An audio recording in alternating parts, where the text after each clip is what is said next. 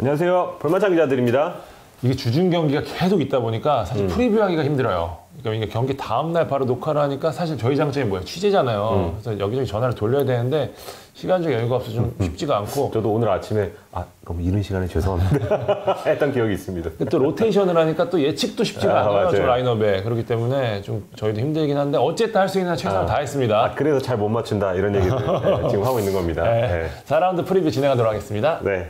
자, 첫 경기 13일 오후 2시 광주 월드컵 경기장에서 열리는 광주와 전북전입니다. 네, 전북이 챔피언인 만큼 도전을 받는 입장인데요. 그 도전은 생각보다 거슬 수 있다. 이런 얘기부터 먼저 드리고 싶습니다. 그 이유가 여러 개인데 뭐 이런 얘기 많이 했으니까 짧게 하면 전북 경기력 생각보다 좋지 않습니다. 맞아요. 선 굵은 축구를 하더라도 만들어가는 플레이가 그동안은 어느 정도 이루어졌는데 그런 장면 볼 수 없었고요. 제주전 이승기가 어떤 그 연계 플레이에 의한 득점 빼고는 올 시즌에 만들어서 득점한 장면은 거의 없었습니다. 맞네요. 예, 그리고 공을 운반하던 선수들이 뭐 손준호, 이승기, 쿠니모토였는데 손준호 이적, 쿠니모토 부상, 뭐 이승기는 아직은 폼을 올린 단계예요. 그래서 이 선을 건너뛰는 그런 축구가 조금 답답함을 좀 주고 있는 것 같습니다. 여기에 광주가 울산전 경기력이 좋았고 대구를 잡으면서 지금 기세를 확실히 탔어요.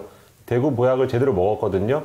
김종호, 김원식, 이한도, 한이훈, 윤보상으로 이어지는 척추 라인. 축구에서 제일 중요하잖아요. 네. 이 척추 라인이 좀 새롭게 갈아 꼈는데 여기가 나쁘지 않다. 그리고 펠리페가 돌아와서 어떤 전북 수비진을 조금 괴롭힐 수 있다는 점에서 전북이 생각보다 쉽지 않을 것 같고, 전북은 가장 최근 아마 광주 원정에서 3대3 굉장히 어려운 경기를 했던 기억이 있습니다.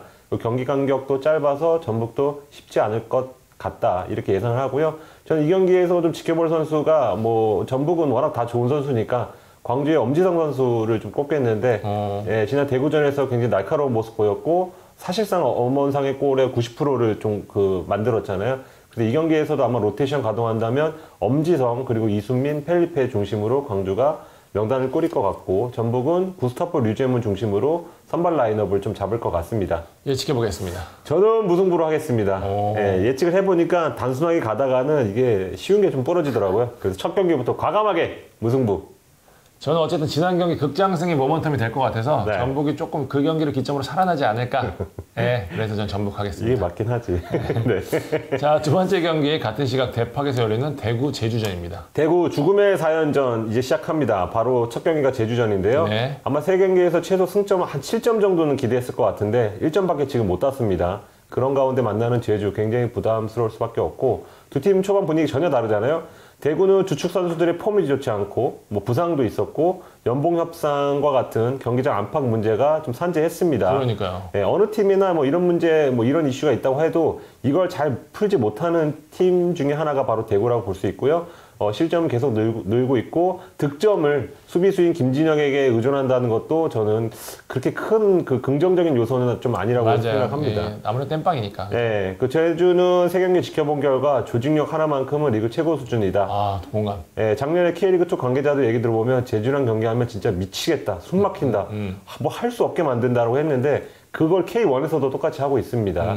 지금 한 90%가 지금 그대로 가고 있잖아요, 명단이. 그래서 그 효과라고 좀 앞서서 리뷰에서도 말씀해 주셨고, 현장에서 저희 기자와 톡을 하면서 좀 봤는데 이런 압박을 90분 할 수 있는 거 보고 저희 깜짝 놀랐다. 제주 그 경기를 평가하더라고요. 여기서 자와다가 연계 플레이는 좀 나쁘지 않았습니다. 그래서 지금 이 경기에는 제르소까지 아마 합류할 것으로 보이거든요. 그러니까요. 그래서 외국인 효과가 조금씩 늘고 있는 것도 좀 포인트를 잡고 가보면 될 것 같습니다. 다만 제주가 지금 홈 2연전 끝내고 원정 2연전을 떠나요. 그래서 아마 체력적으로도 지금 지난 경기보다는 조금 떨어져 있을 거라는 점이 우려가 되지만 최근 기세를 조금 충분히 흔들린 대구 상대로 이어갈 수 있겠다. 대구는 이 경기를 잡으려면 아무래도 세징야가 터져줘야 되지만 세징야 앞선에서 조금 움직여줄 수 있는 선수가 좀 나타나야 됩니다. 정치인이 지난 경기에서 광주에서 좀 나쁘지 않았지만 약간 역할이 버텨주는 그런 선수는 아니거든요. 그래서 지금 박기동이 허리 부상으로 빠지고 지금 에드가가 4월에 복귀하는 점이 지금 어떤 당분간 답답한 공격이 계속 될 수 있다. 그래도 세징야가 약간 0점 조짐 조금 되고 있는 느낌은 있어서 제주도 이 점을 조금 주의해야 될 것 같습니다. 예측해 보겠습니다. 저는 무승부로 하겠습니다. 일단 제주가 버티는 힘은 있지만 아직은 창이 무디다. 득점한 두 선수가 수비수라는 점이 좀 걸립니다. 제주로 하겠습니다. 제주. 제주가 좋기도 한데 네. 대구 흐름이 너무 안 좋다는 부분을 반영했습니다. 네, 다음 경기 가보겠습니다. 13일 오후 4시 30분 열리는 이번 라운드 최고의 빅매치 동해안 더비입니다. 포항과 울산의 맞대결입니다. 시즌 첫 동해안 더비입니다. 네. 포항 레전드 출신의 홍명보 감독의 첫 번째 동해안 더비, 그리고 지난해 울산 캡틴이었죠. 신진호가 포항 유니폼을 입고 치르는 첫 동해안 더비라는 점에서 네. 벌써부터 큰 관심을 갖고 있는데, 일단 분위기 보면 울산 쪽입니다. 울산은 3연승, 뭐 이보다 더 좋을 수 없는 상황이고, 포항은 잘 나가다 제주 원정에서 패했죠. 체력적인 부분도 울산 쪽입니다. 울산은 광주 원정 뒤에 홈 경기를 치르고 사실상 이동에 부담이 없는 이번 원정을 치른단 말이에요. 반면 포항은 강원 원정을 갔다가 곧바로 제주 원정을 갔다 홈으로 돌아왔기 때문에 일정상으로는 또 원정 가는 기분이었을 거예요. 저 같은 일반인도 지치겠네요. 그러니까요. 네, 네. 네, 그 김기동 감독이 일정에 상당한 좀 불만이 있었더라고요. 경기력도 울산 쪽입니다. 울산은 이동준을 활용한 빠른 역습이라는 확실한 컨셉트로 초반 순행하고 있는데, 지금 김기동 감독이 울산 전략 엄청나게 분석하고 있는데 통화해보니까 울산 진짜 빨라졌네요. 딱 그 얘기하더라고요. 그 윤빛가람을 이용해서 이동준, 김인성을 이용한 역습 패턴의 완성도가 높은 데다 무엇보다 후방에서 조현우가 완벽에 가까운 모습으로 골문을 지키고 있거든요. 그러니까 울산이 당연히 이것 때문에 우리가 조금 공격적으로 나가더라도 혹은 후방이 불안하더라도 현우가 막아줄 거야. 이 안정감이 팀 전체를 지배하고 있다. 저는 이런 느낌을 좀 받거든요. 예전에 브라질 월드컵 독일의 우승 어떤 요인 중에 하나였잖아요. 그런 것도. 그렇죠. 네, 노이어가 네. 딱 다 막아줄 거다. 포항도 사실 경기력은 괜찮은데 김기동 감독의 지략으로 위기를 넘긴 하지만 어쨌든 제주전에서 한계가 좀 있었거든요. 네. 하창래가 빠지다 보니까 수비적인 부분에서 좀 빌드업에 대한 좀 아쉬운 부분도 좀 있었고요.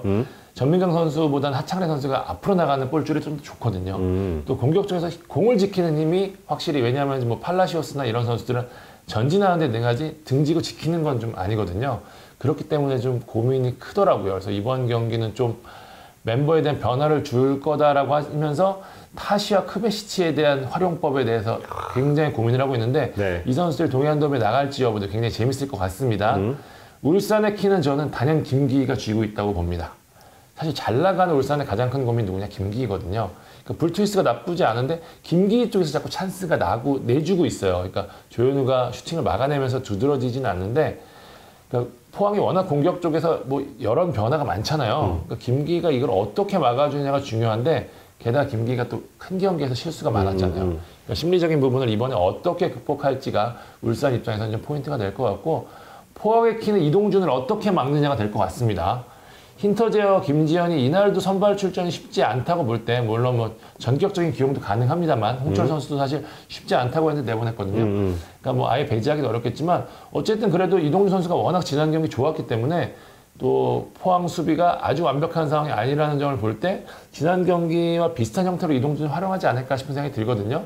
그러니까 이동준이 스프린팅을 막기 위해 내려서면 울산이 위에서 볼을 너무 잘 돌리잖아요. 그럼 또 점유율을 너무 많이 뺏기고 라인을 올리자니 또 뒷공간에 맞을 것 같고, 지금 김기동 감독이 굉장히 고민을 하더라고요. 저는 김기동 감독이 워낙 깜짝 카드를 잘 쓰기 때문에 이번 경기 어떤 해법을 들고 나올지 그것도 굉장히 궁금합니다. 그 해법을 통해서 포항이 잡을 수 있을까요? 울산? 그러니까 흐름, 경기력, 체력 모든 면에서 유리하기 때문에 네. 이 경기는 쉽지 않아 보인다 싶습니다. 저도 이번 경기에서는 울산이 조금 생각보다 쉽게 잡을 것 같습니다. 네, 네 번째 경기는 13일 오후 7시 인천 전용에서 열리는 인천 서울전입니다. 인천이 지난 울산전에 부분 로테이션을 썼어요. 그렇죠. 사실 내용이 나쁘진 않았지만 사소한 실수가 좀 겹치면서 결과를 놓쳤는데, 뭐 다시 한번 얘기하지만 4-3-3 틀 자체는 괜찮다는 것을 확인했던 수확이 있었습니다. 부상자가 있거나 한 게 아니었기 때문에 오반석, 김현등이 복귀해 지난 대구전 첫 승 라인업이 그대로 나서지 않을까 싶은데, 지난 울산전에서 보듯이 인천이 직선적인 플레이가 상당히 좋아졌거든요. 서울이 허리 쪽 수비는 썩 좋지 않단 말이에요. 그렇기 때문에 개인적으로는 굉장히 재밌는 승부가 되지 않을까 싶고, 인천 키플레이어 저는 이번엔 아길라를 꼽겠습니다. 인천 상대하는 팀은 기본적으로 아길라르 봉쇄에 굉장히 초점을 맞추거든요. 왜냐하면 뭐 창의적인 패스, 전체적으로 공격을 풀어나가는데 아길라르의 발끝을 항상 거치기 때문에. 근데 지금 서울의 수비형 미드필더 자원을 보면은 아길라르를 마크할 만한 아주 수비력이 좋은 터프한 유형의 선수가 없단 말이에요. 그러니까 아길라르가 상대 멘트가 조금만 떨어져도 좀 창의적인 플레이를 할 수 있는 선수잖아요. 게다가 또 아길라르 또 인천 전형 구장과 상상이 굉장히 좋지 않습니까? 초반 골 감각도 좋고, 그렇기 때문에 아길라르가 이제 3미드필더의 꼭지점에서 날카로운 모습을 보인다면 인천 다시 한번 해볼 만하지 않을까 좀 싶고요. 네. 서울은 개막 후 이제 큰 변화 없이 한두 자리를 바꾸는 정도로 이제 시즌 운영하고 있는데 제 생각에 박진석 감독이 부임한 지 얼마 안 됐잖아요. 그렇기 때문에 자신의 축구를 좀 빠르게 공고히 하겠다. 벤투도 좀 초반에 그렇게 하지 않았습니까? 맞습니다. 좀 그런 생각이 있을 테고 한편으로 또 보면 백업이 없다는 이야기도 될 수 있거든요. 사실 서울이 기성용, 박주영 두 노장 선수의 출전 시간이 좀 굉장히 길어요. 기성용의 경우 지난 경기 풀타임 뛰었는데 뭐 동계를 잘했다고는 하지만 어쨌든 굉장히 오랜만에 풀타임 시즌 뛰는 거거든요. 그러니까 풀타임 경기가 분명히 좀 부담이 있을 수도 있다는 생각이 들고 박주영 선수는 정말 백업이 없어요. 그러니까 성남전에서 한번 바꿔줄 타이밍이었는데 그대로 나오더라고요. 예. 개인적으로 올 시즌 성패는 박주영이 쥐고 있다고 보는데 안타깝게도 이제 개막 후 보여준 퍼포먼스는 확실히 내리막에 있구나라는 생각이 좀 들거든요. 네. 힘도 떨어지고 스피드도 떨어지고. 근데 문제는 뭐냐? 대신할 선수가 없어요. 그러니까 지금 서울이 외국인 선수 알아보고 박진석 감독도 뭐 요청한 선수가 있다고 하는데 네. 제가 알고 있기로는 금액은 밝히기 어렵지만 데려와도 정말 싼 선수예요. 그러니까 아주 큰 기대를 걸기는 어렵다. 그렇게 볼 때 박주영 선수가 앞으로도 어떻게 해줄지가 좀 상당히 중요할 텐데 빡빡한 일정 이어지고 있습니다. 두 선수 어떻게 활용할지가 이날 라인업의 포인트가 될 것 같은데 그나마 서울은 이제 22세 자원들이 계속 번갈아 뛰잖아요. 다른 팀들은 다 고민인데 이 부분이 팀을 전체적으로 리프레시한다는 점은 굉장히 긍정적인 것 같아요. 저는 이 경기에서 팔루세비치가 이제 좀 보여줄 때가 됐다. 예, 왜냐면 지금 스텝 괴물인데 지난 3경기에서 사실 공격적으로 딱히 보여준 게 없거든요. 맞아요. 진짜로. 냉정하게. 나상호 중심에 대해서 본인이 좀 소외당한 느낌도 받을 수 있지만 경기 중 짜증도 좀 많이 부렸고 이 경기에서 만약에 조금 못 보여준다면 약간은 조금 전술 변화를 좀 고려해야 되지 않을까도 한번 생각을 해봅니다. 최근 10경기 결과는 인천이 4승 3무 3패로 앞서 있더라고요. 네. 그번에 최근 맞대결보다 인천이 1등으로 이길 정도로 인천이 서울을 강했는데 이 흐름도 상당히 변수가 될 것 같습니다. 예측해 주시죠. 저는 인천으로 가겠습니다. 이야, 3연승. 인천이 홈에서는 계속 좋은 결과를 얻을 것 같은 느낌적인 느낌이 좀 들고 네. 나쁘지 않았기 때문에 저는 인천 가겠습니다. 저는 서울 승으로 하겠습니다. 싸우자. 예, 마르영 그리고 풀핏 오스마르가 나설 예정인데 여기를 인천이 뚫기 어려울 것 같습니다. 예, 그래서 공격 찬스가 많이 나는 팀이 아무래도 서울이다 보니까 서울의 근소한 우세를 점치겠습니다. 다음은 14일 경기로 가보겠습니다. 오후 2시 수원 종합에서 열리는 수원FC와 성남의 경기. 이 경기도 많은 골이 나올 것 같지는 않네요. 수원FC가 부상 명동이에요. 네. 그러니까 공격의 양동현, 허리에 이영재, 수비에 박지수가 축인데 다 부상이에요. 그러니까 이영재는 지난 서울전에서 다친 발목 쪽 정밀 검사를 받았는데 결과를 기다리는데 좋은 상황은 아니라고 합니다. 수원FC 지난 수원과의 더비 경기에서 약간 실마리를 찾았는데 김건우 포어리베로 전술이 제대로 통했어요. 그리고 이제 라스도 재발견을 했고 어쨌든 라스를 살리는 게 지금 양동현이 없는 상황에서 수원FC의 과제였는데 무릴로를 빼고 라스를 넣으니까 좀 단순해지면서 오히려 더 미력적으로 됐다. 이런 부분 좀 말씀드리고 싶고 수원전 내용이 좋았기 때문에 성남전도 비슷한 형태가 되지 않을까 싶은 게 수원의 전체적인 틀이 좀 수원이랑 비슷한 성남의 전체적인 틀이 수원과 좀 비슷하거든요. 네. 변수가 일단 박주호입니다. 박주호 지난 경기 안 뛰었는데 풀백으로 세울지 미드필더로 세울지에 따라 수원FC의 형태는 조금 변화가 좀 있을 전망입니다. 성남은 이제 지난 경기 승리로 분위기를 바꿨는데 수비 여전합니다. 예. 리차드가 빠졌는데도 조직이 여전하고 특유의 압박이 서울전에 잘 나타났고 승리까지 거머쥐었어요. 근데 부상이 좀 있는데 리차드 허리 통증이 있고 마상호는 이번 경기 아예 뛰기 어려울 것 같고 네. 3백 자원이 있기는 하지만 어쨌든 좋은 흐름의 두 선수이기 때문에 공백이 좀 느껴질 것 같습니다. 압박이 좀 어느 정도 유지되느냐가 관건인데 서울전만큼만 전반전만큼만 하면은 어느 팀 만나도 부담을 줄 수 있어요. 체력이 관건인데 이 경기는 만 기자 얘기했지만 결국 골이에요. 두 팀이 3경기 3골 넣었는데 그것도 공교롭게 페널티킥이었어요. 필드골이 없거든요. 두 팀 중 어느 팀이 골을 만들어내느냐가 중요할 것 같고 저는 수원FC는 한승규 그리고 성남은 아직까지 폼을 제대로 못 잡고 있는 박용지가 키플레이어가 될 것 같습니다. 예측해 주시죠. 무승부. 근데 뭐 골은 날 것 같아요. 1대1 무승부 예상하겠습니다. 설마 페널티는 아니겠지? 저는 0대0 무승부를 예측하겠습니다. 자, 마지막 경기 가겠습니다. 14일 오후 4시 반 수원 월드컵 경기장에서 열리는 네. 수원과 강원전입니다. 일단 강원의 첫 승점 여부가 관건이 될 것 같습니다. 지금까지는 참 안 풀립니다. 울산전 대패, 울산전 퇴장으로 인한 임채민의 2경기 출장 정지, 포항전 세트피스 멀티 실점, 전북전 극장골, 여기에 마사, 신세계 부상까지 악재 종합 선물 세트라고 불러도 될 것 같은데요. 부상 얘기부터 하면 올 시즌 공격 핵으로 여겼죠. 마사가 갈비뼈 부상으로 한 달 정도 결장할 예정이고요. 신세계는 나오자마자 무릎을 다쳐서 당분간 좀 복귀가 어렵습니다. 핵심 측면 수비수로 데려온 임창우가 빠르게 회복 중이긴 하지만 지금 현 시점까지는 러닝 하는 정도라고 해요. 그래서 이 선수 역시 조금 시간이 좀 필요하다. 그래서 지금 오른쪽 수비가 모두 빠지면서 신인 이병욱이 전북전에 나섰거든요. 근데 여기가 아무래도 이날 경기에서도 좀 약한 고리가 될 수 있겠다. 근데 뭐 전북전에서 나쁘진 않았어요. 네, 나쁘지 않았지만 그래도 무게감이 좀 떨어지는 네, 자리라고 생각이 되고 긍정적인 점도 있습니다. 포항 그리고 전북전 경기력이 아주 나쁘진 않았다는 점. 서서히 올라오고 있어요. 네, 그리고 수비 리더인 임채민이 돌아옵니다. 전북전 전반 마치고 아슈르마토프와 수비진들끼리 그리고 미드필더끼리 좀 거칠게 의견을 주고받았다 그래요. 네, 그러니까 아직 호흡이 안 맞는다는 건데 우리 채민이 형이 돌아오면 이 문제는 어느 정도 지울 수 있습니다. 야, 그냥 닫고 뛰어! 할 수 있으니까. 근데 그 전까지는 이제 그 남은 선수들끼리 하다 보니까 조금 의견 충돌이 있었던 거고, 첫 승점의 관점은 아무래도 좀 득점인데, 지금 김대원 외에는 득점자가 없습니다. 조재환, 칠라지가 기대를 많이 걸었지만, 컨디션 문제로는 초반에 약간 선발 기회를 못 잡고 있거든요. 그래서 이날은 아무래도 경기간격이 짧은 만큼 로테이션 쓸 수 있고, 저는 뭐 신창무라던가 조재현 실라지 중심으로도 좀 변화를 줄 수 있겠다 이렇게 하면 고무열이 부진해요. 예, 고무열도 마무리가 조금 좀 안 되다 보니까 좀 변화를 줄 수 있겠다 이렇게 생각이 되고 수원 더비 통해서 연승을 노렸지만 승점 1점에 만족했죠. 지금까지 광주, 성남, 수협 이렇게 약간은 수비에 무게를 준 팀 상대로 좀 고전을 했습니다. 마무리가 안 되니까. 네, 지금 무패를 달리고 있지만 아주 좋은 상황은 좀 아니라고 보고 미드필더 구성이 아무리 좋다 한들 결국은 전방에서 해결을 해줘야 되거든요. 네, 그런데 강원과 마찬가지로 찬스를 만드는 것 자체에 좀 애를 먹고 있고 제리치 니콜라오가 영입한 이유가 여기에 있는데 둘이 공격 중심이 되기까지는 다소 좀 시간이 걸릴 것 같다. 그리고 이 경기에 또 조금 답답한 공격이 계속될 것 같다고 좀 예측을 해보겠습니다. 수원 삼성 얘기 나왔으니까 좀 백승호 지금 다시 좀 불이 붙고 있는데 좀 간략하게 정리를 해드리면 일단은 그 수원 측 입장에서는 백승호 측에서 우린 전북으로 일단 전북 입단을 추진하지 않았다. 이런 좀 의견을 밝혔다고 하죠.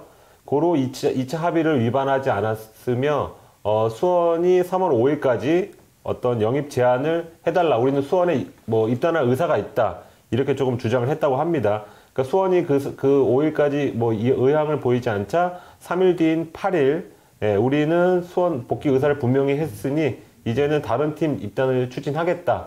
이렇게 나오니까 수원에서는 지금 뭐 도의적 책임에 대해서 뭐 사과도 하지 않고 합의를 좀 부정하고 있으니 우리는 법정으로 갈 수도 있다. 이렇게 좀 대응하고 있습니다.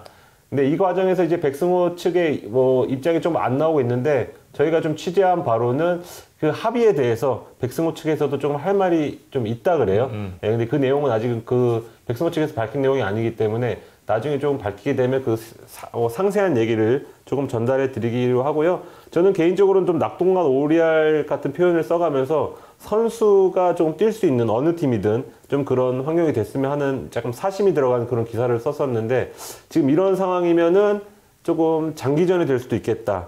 예, 원만하게 풀릴 가능성이 조금 더 줄어든 게 아닌가 이렇게 생각이 조금 되고 있습니다. 백승호 측 그러니까 뭐 아버님이 될 수도 있고 대리인도 될 수 있겠지만 어쨌든 중요한 거는 수원 측에서는 사과를 받고 싶다는 거를 여러 차례 밝혔거든요. 그렇죠. 근데 그거에 대한 부분을 인정을 하지 않는다면 이건 스타트 자체가 지금 매듭이 안 풀리는 상황이기 때문에 일단 그 부분을 좀 염두에 둬야 될 것 같고 어쨌든 합의문에 관련된 부분은 그게 일단 해결되고 난 다음에 이 합의문에 대한 그리고 백승호 측에서 요구하는 부분, 수원 측에서 요구하는 부분에 대한 거를 맞춰야 되거든요.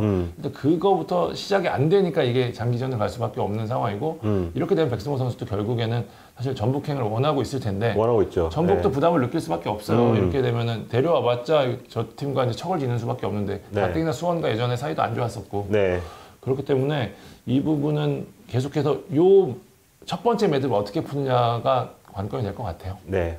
예측을 빼먹었네요. 안 했어요? 네. 저부터 예측을 하면 저는 강원승을 하겠습니다. 득점 확률이 아무래도 높은 팀이 강원이라고 보고 저희 이제 수원 담당 아닙니다. 저는 무승부 하겠습니다. 무승부. 수원도 지쳤고 강원도 이번 경기는 지려고 하지 않을 것 같아요. 네.